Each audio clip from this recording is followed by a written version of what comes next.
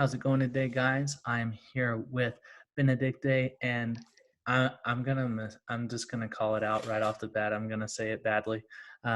So in English, Lerche. In Denmark, can you pronounce it for them? Yes, Lerche. So we pronounce the E in the end. That's what's different from English. Yeah. Awesome. So we actually got introduced through a mutual friend, Derek. He sent me your website and some of the stuff that you've been doing. You've been helping him out as far as like coaching and all that good stuff. And he has nothing but great things to say about you. That's good. Do you mind kind of giving the audience a little bit of your background and kind of where you're coming from? Yeah, I'm Danish and Denmark is in Europe, Scandinavia. And when I was 20 years old, around there, I got very sick myself. I had some throat infections and lived in a very dark and moldy place, actually, when I was working in Paris at the time. And so I got very sick and didn't know what was going on with me.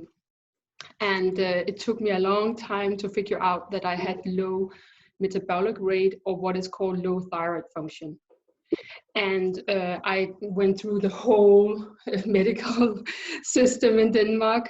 We are very lucky that it's free here, so it didn't cost me a lot, but they just said, well, that must be going on in your mind, because we couldn't, some blood tests they were a little off, but there was nothing really, you couldn't really see it. So the low metabolic rate was actually not that low, but then I ended up in a private clinic that said that even though you're within the normal range, you're too low, and that's possibly what's causing your symptoms. So from this private doctor, I got some help, but I didn't feel that it was enough help I got. And then I started searching the internet. That was around 2000, year 2000, and I was very lucky to come in contact with Dr. Peat, an American biologist. Was his whole research area is low thyroid function. So he helped me a lot with figuring out why I had the symptoms and how my body was reacting to the medication that I was given for treating low thyroid function. I got some medication for it. And I understood a lot about hormones from him and so forth. And from there, I've always been interested in nutrition and chemistry and so forth, but I figured that I must study something in that direction myself. So I went to Copenhagen University, where I studied in biochemistry. So I have a master's in biochemistry from Copenhagen University. And that taught me, Peat, Dr. Peat, which we are going to talk more about here. He's kind of complicated to understand. He's very clever, so he writes in very complex ways. So I thought that that was the right direction for me to go in. And so with that in the baggage, with all that, when I learned biochemistry myself, of course, his writings made more sense. And today I'm like, okay, he's really, what's interesting with Peat's research is that he can connect things that nobody else can, that he can say, okay, this is connected to that and that's connected to that. So the whole body is seen in a special way when we talk about Peat's his teachings. And then I did a Ph.D, but that's actually not within so much nutrition and stuff. It was because I felt that after I was done with the master's degree, I was like, I would like to go into research, but I was so disillusioned with going into like doing it for doing research within a field that I wasn't maybe not in agreement with in regards to the notions that I have gotten some very strong opinions from Dr. Peat. And in my country, we have a lot of medical industry. So we have really big companies, maybe you know that in the US too, So Novo is a really big company that sells a lot of medication actually in the US. So all the diabetic medications, for instance, is made from Denmark. So a lot of my, the people that I studied together with, they went into these companies and did their Ph.Ds within the companies. And I was like, oh, I'm not really going to do that. So I got a completely, took a different turn, and I went into another university we have in Denmark, which is more technical, and I did something within green energy. So that was a little bit completely different, but I used a lot of my chemistry and biochemistry knowledge in it, but it was not something to do with the body or medication or your disease or something. So it was a different route. Yeah. But now I'm back in a way with this company that I have. I feel that that's coming back to what I believe is what I find interesting in biochemistry, and trying to help people that are in the same situation as me, as I was at that time, and all the difficulties I had with finding the right treatment. And so that's what I help people with today. Awesome. Yeah. So did you go to your PhD program and then circle back around to coaching later on? Yes. During the PhD, there's not much time for anything else. So the coaching I started after the PhD, I felt that was again like you had a choosing point in life, a point in life where you needed to choose. It's a position in Denmark. We get paid for doing a PhD, but it was like you needed to choose. Are you going to go that route, or I'm going to go back to my biochemistry? So today, that was after the PhD that I started my small company here. Yeah. Heck yeah, that's awesome. So with your coaching clients, if you have a person who has never even heard of kind of like the metabolic sphere, what are some of the things that you tend to focus on first that are going to make the highest impact for them? First, I would say we would talk about nutrition, because the Western diet, what we eat, even though we think we are eating very healthy and we think we are following the guidelines of a healthy diet, you're actually getting a lot of foods that are suppressing your metabolic rate. So we would talk about what those foods are and why you should avoid them and what you can use instead. Then I would talk about why the thyroid function is so important for the body, and what happens to your thyroid function in situations of stress, in situations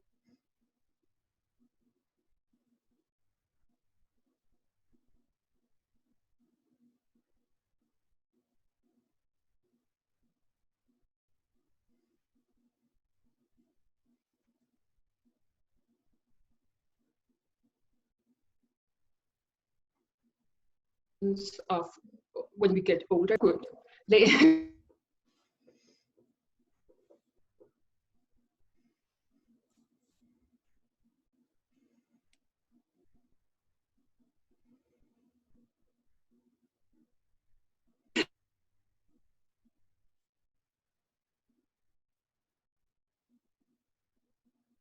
Symptoms are falling within the normal range. So that's the problem. So we would talk about that. I missed probably the past 3 sentences. I cannot hear you. There's no sound. Okay, let me see here. There you are. You can hear me now? Yes, I can hear you now. I missed the previous probably 3 sentences that you said. Okay. Do you mind kind of going over that again? I apologize. I can, yeah. We would talk about that a lot of doctors are not so good today they were good back maybe in the 1930s, I think.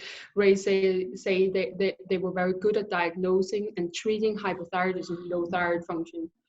But today they're missing it. That's because they have been taught to only go by blood tests, not talk with the patient, not listen to their symptoms, not trying to feel their pulse rate and temperature and so forth. And the problem is that the blood test has a very broad normal range. So you can actually be hyperthyroid and fall within the normal range. They have decided that you can be that low and still be fine. So that's a problem. So we would talk. So if a person doesn't know anything about thyroid function, how important it is, we would talk about things like that. And we would talk about signs that your thyroid function is low, which is a lot of symptoms, but the common ones are cold hands and feet, fatigue, headaches, digestive issues, blood sugar issues. Those are very common. Then there's a lot more. I have a list on my homepage with a lot more symptoms, but those are the very common ones. You can have both actually weight gain and weight loss, and that's a little bit weird. Everyone would think, okay, low metabolic rate, weight gain. But some people with low thyroid function actually have too little, that everything goes slow in hypothyroidism. So everything is just very, so you can also have a lack of production of the enzymes in your digestive system. So you are not actually digesting your food, and it's not absorbed. So you can actually waste away in a weird way when you have hypothyroidism and need to eat a lot of food in order to stay at your weight. So you can go both ways actually. You can have thinning of the hair, nails, skin problems, a lot of things. And that's because thyroid is so, it controls a lot of things. It actually controls the cell's ability to produce energy. So when your thyroid function is low, all energy production is low, and all the different organs are functioning at a lower rate, and all the functions that they do in the body is also slowed down. So everything is slowed down. The healing, if you get a cut, is also slowed down. And there's this weird notion that it's healthy to have a low thyroid function. So everything has been twisted around. Today, it's like if you go to the doctor and you say, I have a super low pulse rate of 55, then you say, oh, good. That means that you are in good, what is that called, in good shape. But actually, that's a sign. If you're not doing any sports, that's really bad for you, right? But that's because that means that with every stroke of your heart, you would have a lower amount of blood and oxygen reaching your cells, and thus you will have, that's a sign of low metabolic rate, low thyroid function. So things like that we would go through, and turn people's mind to the importance of thyroid function, the symptoms that are linked to thyroid function, and understanding that you can be normal in a blood test and actually still be low thyroid. It's not the blood tests are not variable, they can give you some information, but it's important to also look at pulse rate, temperature, and a lot of symptoms. Yeah. Definitely. So on the other side of the spectrum, if somebody has implemented the more metabolic nutrition, they've kind of taken care of some stressors, but their body temps are still low and their heart rate might not be coming up. What are some of the things that you would use to troubleshoot something like that? If they're already on a nutritional program, you would say, or yeah. So if they're already using the Peat diet, as we call it, which is basically what I recommend, that's his diet program, and we can maybe talk a little about that also. But then we would go into, if it's not possible with diet to up your metabolism, you would need to think about, okay, could your doctor, I'm not prescribing any medication, but a lot of people come to me and then they have maybe a prescription for thyroid, or they have a naturopath or a doctor they work together with that just don't know what to ask for in regards to medication. But then medication would be an option. I also have some good over-the-counter nutritional supplements that are actually natural desiccated thyroid hormone products, which is the old way of treating hypothyroidism. Before the synthetic hormones were synthesized, they were using desiccated thyroids from thyroid glands from pigs or cows. That's the old way, and those are still being prescribed actually. But there are some over-the-counter products that I recommend. I don't sell anything, but I sell guides that recommend things to people. I don't sell supplements as such, but I recommend different kinds that are quite good actually, that can help you a lot. It's not for all people that have the possibility to get a prescription for thyroid hormone. And it also depends on where you live in the world, how easy you can get these. So what is called medication in one country is maybe not called medication in another country. So, yeah. What would you say if someone was non-responsive to thyroid hormone? What do you think would be going on in that case? Those are actually difficult cases, but if you have, for instance, been eating a lot of polyunsaturated fats for many years, and the problem is that those block thyroid function on many levels, but also on the cellular level, meaning the cell's response to a thyroid hormone. So if you have a lot of polyunsaturated fats in your tissues, you need to take a lot more thyroid than a person that doesn't have that problem. It can also be that your nutrition is not good enough. A lot of things is needed to have an optimal thyroid function. You need to have a good liver function, so you need a lot of protein in your diet. So what I would do is look at the diet and finding out if there is something there that is not optimized. Yeah, I think I would go there. Interesting. Yeah. Do you focus pretty heavily on digestive health as well? Yes, I do. Ray is very much into digestion, and a lot of health programs and teachings are very focusing on that. That's correct, because the digestive system is our connection to the outside world, right? That's how we connect with the outside world. And so that's quite important. And Peat has some really different ways of thinking about the digestive system.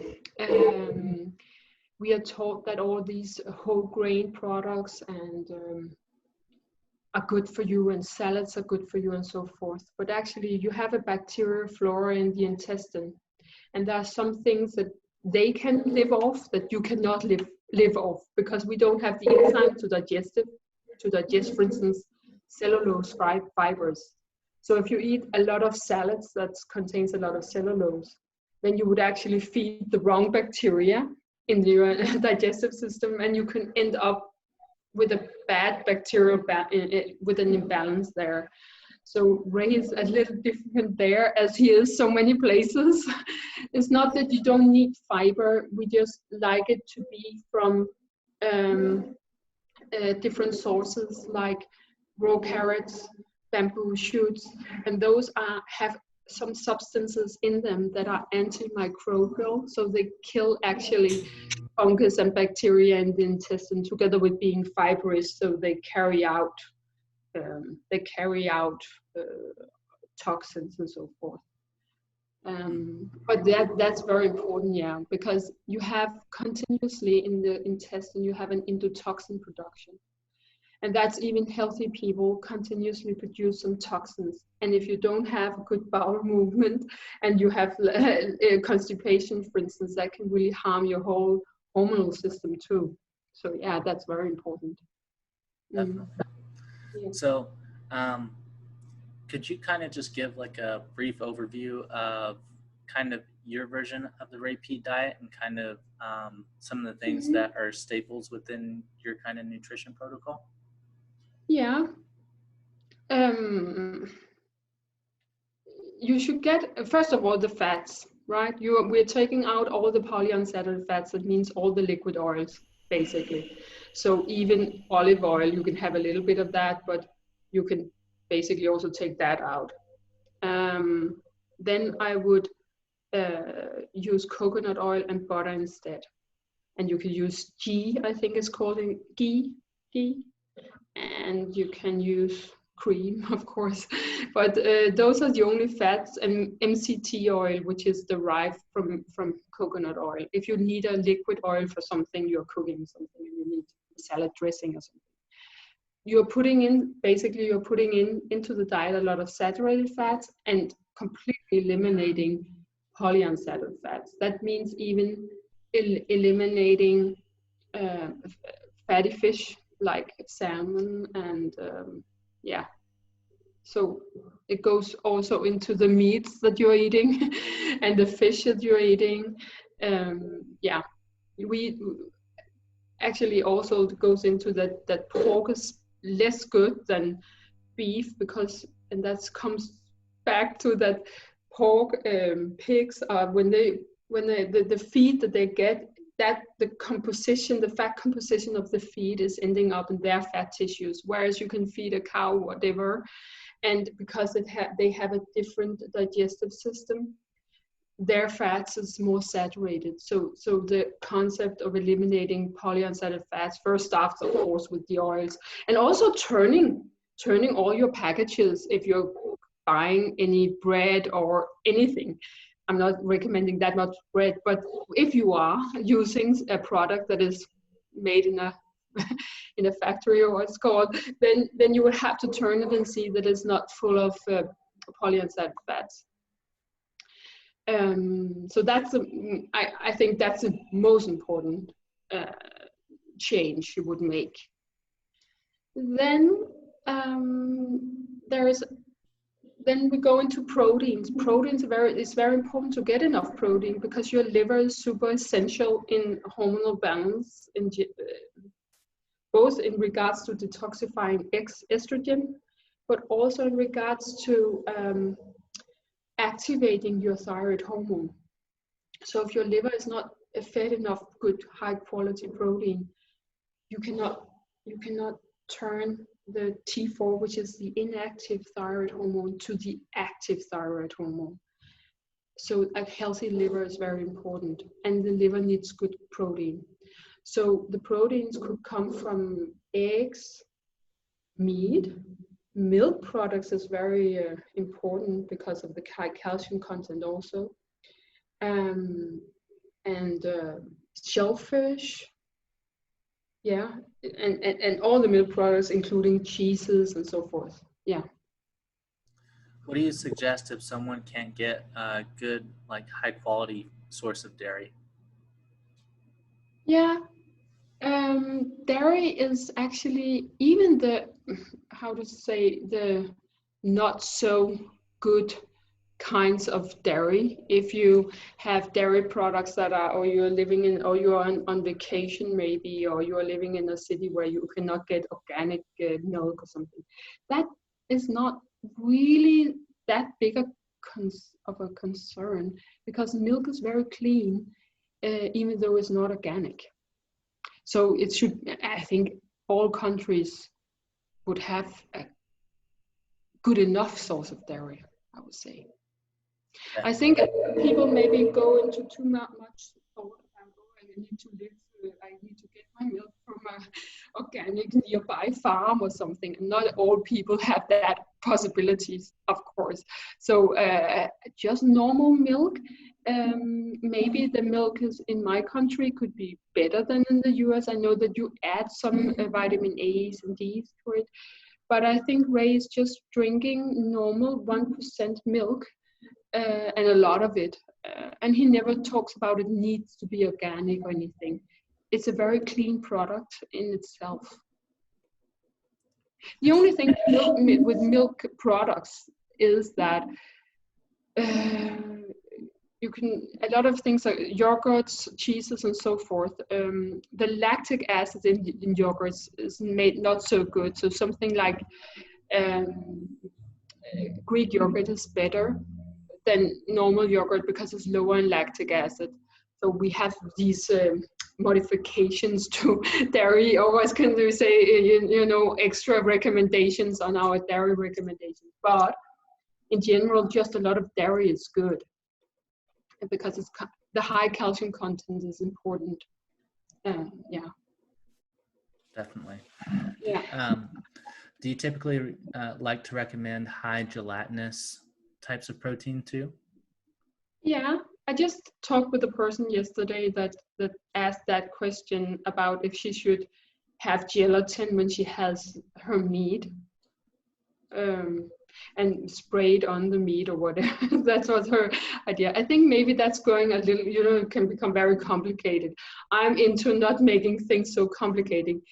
But the idea is that gelatin and gelatinous meat is quite healthy because the amino acid composition is actually better than when you find in muscle meat. Muscle meat has very high of some inflammatory promoting amino acids and also amino acids that inhibit thyroid function. That doesn't mean that you never should eat muscle meat. Just think about if you have like each night a huge piece of muscle meat, that's maybe not the right way to do it. Ray's still eating meat, but just think about that you can actually substitute some of your meat, some of that meat with gelatinous meat or with gelatin. So just adding, it can be there's hydrolyzed gelatin that you can dissolve in cold drinks, for instance. It's a good way of getting a lot of protein. That has a better amino acid composition than the meat. Yeah, but you don't need to eat it at the same time. I think don't have to do that. So you think just overall totality of the protein, as long as some of it is being comprised? Okay. Yeah. Yeah. Very cool. Other than the thyroid supplement that you talked about, are there any kind of supplements that you typically like to experiment with? Yeah, I have a whole list of them, and basically the food is the essential thing, right? But vitamin D is very often low in many people, and I have talked so many times. We correspond a lot by email, Ray and I. So he always mentioned vitamin D, calcium, and thyroid. They almost go together like a group of supplements you can use. So vitamin D is a very important supplement. And it's almost impossible to get enough vitamin D through your diet. So I'm actually I live in Scandinavia. It's a very dark place, right? And even the summer is terrible at the moment. So yeah, supplementing with vitamin D is a good thing. Even for people that live in sunny places, because you would need quite a lot of light in the middle of the day where it's quite strong too. And you might get sunburned, and the older we get, the less effective we are of turning the light, the thing of producing vitamin D from the light. So it's always a good thing. You can have it measured, of course, and try to be in the upper end of the middle range for vitamin D. Yeah. Upper end of the normal range. That's well. Yeah. Awesome. Yeah. Do you do any kind of like aspirin or anything like that? Yeah. Sometimes I take a break from it and then I start up again. But An aspirin per day is really good. It's a general anti-inflammatory product, so it actually also up your metabolism a little bit. It's naturally, and it's anti-estrogenic, so that's a good thing. It's good actually.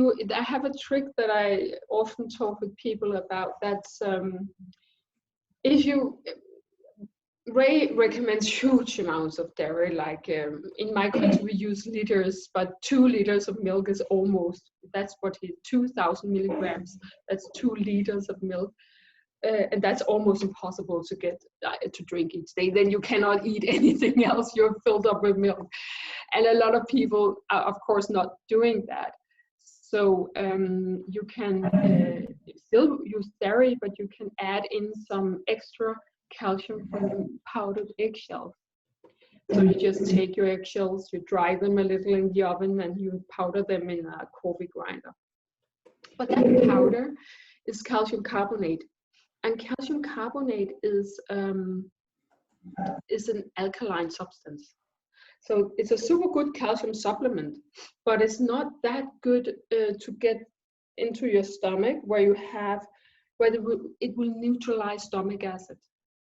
And that's not so good if you are needing to have your meal and you need that stomach acid to digest your meal and so forth. So actually by adding the aspirin and the eggshell powder, by taking it at the same time, you are offsetting the negative effect if you should have this acidic feeling or uncomfortable feeling you can get from an aspirin in your stomach. But if you have the calcium carbonate powder together with it, it offsets that negative effect, the burning effect of aspirin, and then it actually stops calcium carbonate from neutralizing your stomach acid. So that's a good thing to do together. Yeah. That's awesome. That's the first time that I've heard of the calcium and aspirin combination. Yeah. Yeah. I'm definitely going to have to give that a try for sure. Yeah. Yeah. Do you typically recommend like supplementing with some kind of magnesium supplement too? Not so much. Actually, magnesium is important, but if you eat magnesium, you get magnesium from fruits, vegetables, green leaves. And the problem with magnesium is that you can, it can irritate the intestine a little bit. So I'm not often recommending magnesium actually, even though it's very important together with thyroid. It works together in many ways, but I'm not using magnesium supplements myself. I'm counting on that I'm getting so much good food, like could be broccoli, boiled broccoli. It could be any leaves that you have, like that well-cooked green leaves. It can be fruits, orange juice. There will be a lot of magnesium in those things. In addition, if you're having, it's like those things goes together, magnesium, calcium, and sodium. It's all alkaline minerals. So if you have enough of one, you don't need less of the other. They go together like that. So you can salt your food a lot, and you can eat a lot of calcium, and you can get your magnesium from fruits and vegetables. That's what I count on. I'm not. That's very seldom that I will recommend a magnesium supplement. If you asked in the beginning, if people are not responding to thyroid hormone, that can be a situation where you actually have a low amount of those minerals, sodium, magnesium, and calcium in your system. And that can make you unresponsive to thyroid hormone. So but I would rather actually, I think I would rather do it from food. My computer is making a little bit of a noise. I don't know if that's coming into the sound. Just barely, but I think it's pretty good. I can still hear you well. So do you ever experiment with anything like Epsom salt baths or topical magnesium? Yeah, I have experimented with it. You can do, if you have a tub, which I don't, but you can of course do that. The only thing, there are these magnesium sprays that you can use. The only thing I think with them, that's I'm very into. I only do things that are comfortable. I also don't take supplements that taste terrible. Then I just take them 1 time, 2 times, and then I stop taking them. So the only thing with magnesium that is in the spray, that is it's very itchy, right? If you take too much, the skin itches a bit. But I think that Epsom salt bath is possibly a good choice. Yeah. Awesome. Yeah, I definitely enjoy my Epsom salt baths whenever I have the luxury of being able to do them, for sure. Yeah. Cool. So what are some cool, I guess, almost new things that you've kind of been looking into and are interested in right now? At the moment, I would say Prolactin, which is one of these hormones that Ray talks a lot about, that is like a marker of inflammation. A lot of hormones come out of balance when you have a high stress, high inflammatory state. And a lot of people have actually contacted me and mentioned this high prolactin that they have. So, and that's what I've been looking a little bit into, that bringing that down can actually have a lot of benefits.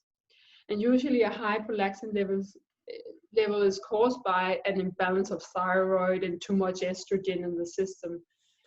But if you are suffering from it and you're doing everything right and you still have high prolactin, there are some medications that can help you. And those are not necessary that you need to take them forever, but it can be like a treatment. Or you can actually use very high doses of B6 vitamin B6. And that is almost as good as also the medications that are used for it. So I'm looking a bit into that, and because a lot of customers or clients has come with this problem. And if we do everything right, we're using Dr. Ray Peat's progesterone, we're using the diet, we're using thyroid hormone, how can the prolactin not come down? And then we work on that with some very high B6 or some Vitex, which is a herb that is called Vitex, that helps with that too. Do you ever use high dose vitamin E for that at all? I don't know, not so much. You could maybe. Vitamin E is a good substance that has a lot of very important properties. Yeah, you could do that. I mean, I do recommend some vitamins and mineral in general, but those vitamin B6